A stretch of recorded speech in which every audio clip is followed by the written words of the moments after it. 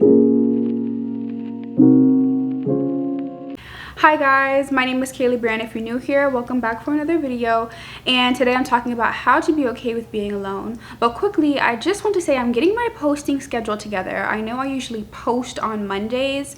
I'm trying to figure out if it's going to be Mondays and Wednesdays or Wednesdays and Fridays. This week it'll be today, Wednesday, and Saturday. So I'm trying to see how it goes because I just want to be able to reach as many people as possible to spread these positive messages and whatever else I decide to post. So I'm just playing around with it, but I'll be posting no less than one time a week, like once or twice a week. Definitely aiming for 2 to 3, but we'll see how it goes. We're just going with the flow.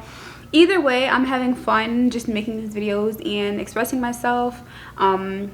I feel like as a woman, we're all meant to create, and especially as an Aquarius, I'm just a creative person, and it's finally flowing, and I'm just having fun with it. So yeah, but let's get into the message for today, which is very like personal to me because I obviously live alone now, and I definitely do still get lonely sometimes, but I know that you don't have to live alone to be lonely. You can be living with someone and just not have a connection with that person, whether it's a roommate or whether it's your family and they're busy with their lives. You can feel lonely at any moment, and you really have to learn how to embrace loneliness because a lot of good can come from it with learning how to be okay with being alone. So let's get into it. This is so funny, but the week before my cycle starts, I always call my mom and I'm like, Mom, I feel so lonely. I wish I had a boyfriend. I wish I had a dog. And I'm just craving a boyfriend and a dog because I'm lacking like physical touch, and I'm like hug deprived, but it's not because I actually feel like I need those things right now. Those things, I'm not ready for either of those things right now. But having a boyfriend and a dog are not going to help me deal with the real issues that I have to deal with before I'm ready for those. Because when I finally get a boyfriend and a dog, I want to have energy to be able to pour back into them, so it's not like a one-way situation and I'm draining them. Honestly, in my past relationships, I have like been the anxiously attached person who didn't know how to be alone, who was depending on the other person in the relationship to be happy, and that is not what I want for my future relationships. I'm striving for healthy relationships with 2 secure people and a dog that will not become anxious because I'm anxious, because that really happens. Like, people's dogs take on their emotions. I want my dog to be totally happy and secure as well and able to be alone. So before I start these next relationships, I'm definitely working on developing a great amount of self-love, and just so that the next relationships are healthy, enjoyable, and beneficial for all parties. I do not want to be a taker. I want it to be a mutual, equal, and yeah, exactly what it's supposed to be, exactly how God intended for it to be. The first point is that you have to learn how to be able to sit with your loneliness and enjoy your own company. Personally, I love me time. I don't know if it's because I'm a firstborn daughter or because I'm an Aquarius, but I enjoy the quiet, other than that first week when I told you when I called my mom and tell her that like I feel so lonely. But that is just hormones, I think, because when my hormones are balanced, then I am in that 2-week cycle where women feel normal. I'm perfectly fine with this. When it comes to like going out alone, you have to work on your confidence first. Your confidence will make you feel brave, and you won't care what people think about you when you go out on solo dates or when you go to fitness classes alone. I used to have the worst anxiety. I used to drag my sister to all my fitness classes, and I was not able to go out alone. Like, never, not even to the movies.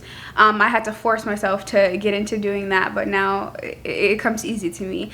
And if you're out and are worried about people like looking at you weird, when somebody is staring at you, it's because they are attracted to you. And if it's the opposite way around and they're staring at you because they're not pleased with what they see, and they feel the need to make fun of you or try to make you feel bad or come up to you and give you a rude comment, that is because they are deeply dissatisfied with themselves. Because no person who is secure with themselves and happy with themselves and loves themselves will have the energy to even go up to a person and make a rude comment, because we value our time and know that it's not worth it, and know that life is already hard enough. Life is already hard enough to try to survive, so why go make somebody's life harder by giving them a rude comment? Like, I really just don't understand. I don't know if it's because I was born a positive Sally or just because don't know, I've just always been like this, but I really don't understand the point of trying to ruin someone else's day when they're minding their business, enjoying their solo date or whatever it is that they're doing. That just takes a lot of energy to be a negative Nancy, and I don't have time for that at all. But before I started going out alone, when I would spend time in the house, I used to have an obsession with tequila. I used to have 2 big $60 bottles of Patron in my room at all times for just me, right? Not that I would drink them all at one time, but I just had to stay stocked up for some reason. And on those late nights where I was in the house alone, I would have a couple of shots or make a couple of drinks. And of course, I'm feeling nice, right? So I start to text people who I should not be texting because I'm feeling lonely and not happy with my own company, right?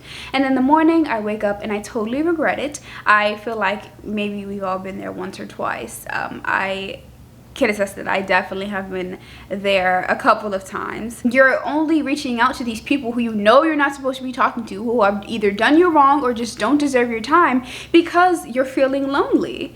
And it's totally normal, but I would suggest maybe leaving the liquor alone. Now when I stay in the house by myself, I only drink water or wine, and wine is not going to make me that crazy. I mean, you can get wine drunk, but like when I drink wine, I feel more relaxed and sexy than drinking Patron, which like literally dehydrates me, makes my skin all dried out, and it just makes me feel bad in the morning when I have like a 1 or 2 glasses of wine and then some water.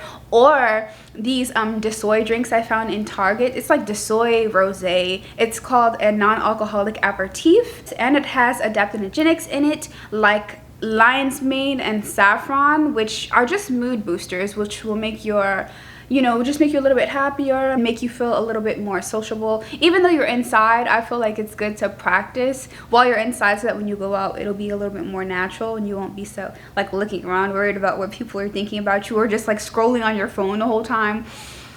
When I go outside, I mean, I go on my phone sometimes when I'm at dinner, but if I'm at dinner by myself, I'll just look around and I like to like observe the scenery and like make eye contact with people if you're interested in talking to like new people. I love meeting new people, and people always come up to me, and I think it's because I'm smiling and I'm like not looking at my phone. But it's definitely going to be hard in the beginning, but nothing good comes easy. Another point is that being around people all of the time will drain your energy if they are not actively pouring into you as well. I know when you get together with some people and they may have, you know, gone through something, they trauma dump, and then you're just taking on all of that and you'll leave feeling drained and not having gained anything. I feel like most of the time when you meet up with people, the exchange should be equal, or you should have a relationship where they're picking up, you know, you guys pick up each other's slack. But it should never be you going around people and feeling drained every time you leave them, because that relationship is not beneficial to you at all, and you want to be around people who make you better. So yeah, just really think about how you feel after interactions with certain people. And when you get together with people, it shouldn't be you guys sitting around gossiping about people. I don't like that. Just takes more energy. When I get together with my girls, I want to be congratulating each other on major accomplishments and complimenting each other and having laughs and eating and stuff like that. I don't really want to be sitting around being a bunch of negative Nancy's. That's not how me and my friends are, and I'm so happy that we always have something good to share and we're always uplifting each other. That's what you really want to look for when you are out with people. But if you are someone who is not looking forward to spending time with themselves, you have to realize that this alone time will allow you to recharge, and then you will have more mental capacity and energy to entertain people's interesting lives. Because, you know, it's fun to hear about what other people have going on, but not all of the time. You need some time to sit down and recharge and, you know, just get back to your lovely, energetic self. But, you know, you just have to take breaks sometimes and be okay with being alone. Now, when you finally get to this dreaded alone time, I don't know, it's dreaded for some people. I enjoy it now, but like I said, I used to dread it. I know some friends that I have now that are never alone. When you finally get to this time, if you're the type of person that overthinks and starts to doom scroll for hours to get out of their head, or just binge watches TV, and you are not currently satisfied with your life, you need to take a second and think about what you hope to accomplish. Instead of getting on TikTok or Instagram or whatever it is, I want you to go on Pinterest and make a mood board. I love my mood boards. I have mood boards for the next month, the next 2 years, the next 5 years, because it really helps me to visualize and like start to feel and act like what I want, you know, act like the person that I see in these vision boards.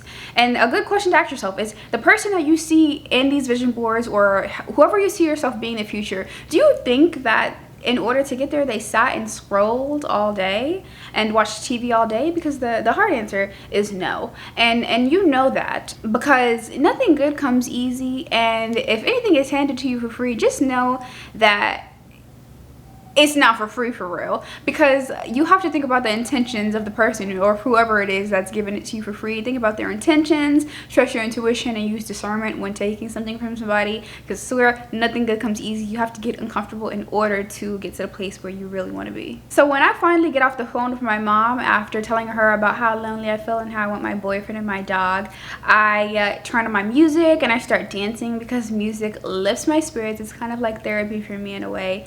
And I'll watch some YouTube for motivation and listen to affirmations, and that definitely replenishes my energy. Also a good workout and eating something healthy, also having some caffeine maybe, that'll lift my spirits, and then I'll be able to get what I need to do done. And when you fill your time with productive tasks, you know, that are helping you get closer to your goals, you won't even be thinking about being lonely. It's when you're sitting there doing nothing, doom scrolling, you're like, oh my god, I'm so lonely, like this, why is this my life, like oh my gosh, in my life, look at everybody else's life. That's not what you want to do, honey. You want to be productive. And yes, it's okay to take some time to rest and lay down and maybe enjoy a show, but not for too long. Like, if you're switching positions, your butt is hurting, babe, it's time to get up and stretch and get the work that you need to do done. I personally realized that I am in an isolation period right now, and I don't feel like people don't like me. I don't feel like anybody, I don't feel like my friends don't want to be around me. I just feel like God is removing all of my distractions in order for me to work on my confidence, educating myself, and developing myself as a person, so that when I do step back out into the world and, you know, want to go back out with my friends and meet new people and am interested in romantic relationships, they will be in total awe of the person that I worked on so hard, and, you know, things will just flow. It will flow easier. Everything will connect when it's supposed to connect, and I have no worries, and I'm totally embracing this isolation period right now. But I hope you guys have a beautiful, blessed day and a beautiful, blessed week, and I'll see you guys in the next video. I hope you enjoyed. Bye.